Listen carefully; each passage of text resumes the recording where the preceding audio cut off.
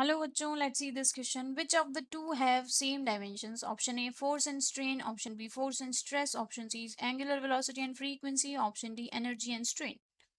चलिए मतलब कॉमन है इसमें strain. ठीक है, फोर्स भी है.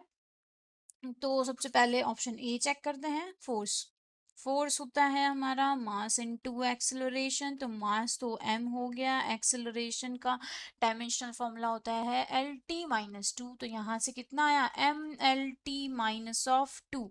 यह है हमारा फोर्स. अब स्ट्रेन की बात करती हूँ मैं अगर, तो आपको मैं बता दूं कि स्ट्रेन होता है हमारा डेल्टा L अपॉन L. मतलब जो हो गई हमारी सेम एंटिटीज हो गई, इस वजह से ये क्या हो गया, डायमेंशन लेस होता है.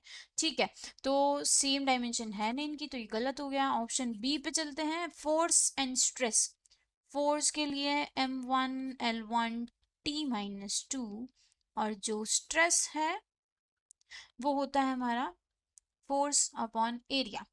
ठीक, तो अब यहाँ से सीधा सीधा हमें दिख रहा है कि ये तो फोर्स तो ऊपर ही आ गया, तो मतलब डिफरेंस तो होगा कुछ इन दोनों में, क्योंकि फोर्स तो यहाँ पे है. तो मतलब इक्वल पूछा है ना, तो ये भी इसके अकॉर्डिंग गलत हो गया. अब ऑप्शन सी चेक करते हैं. एंगुलर वेलोसिटी, किसकी बात करेंगे, एंगुलर वेलोसिटी. ठीक है, उसको हम बोलते हैं omega equals to d theta divided by d t. वो कितनी होती है, टी इनवर्स होती है.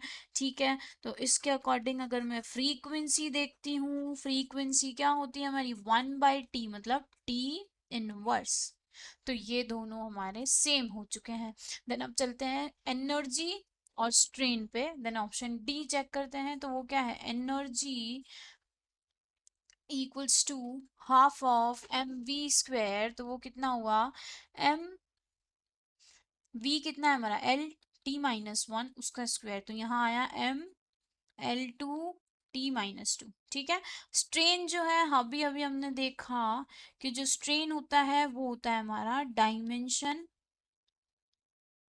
लेस. ठीक है, तो ये भी हमारा गलत हुआ.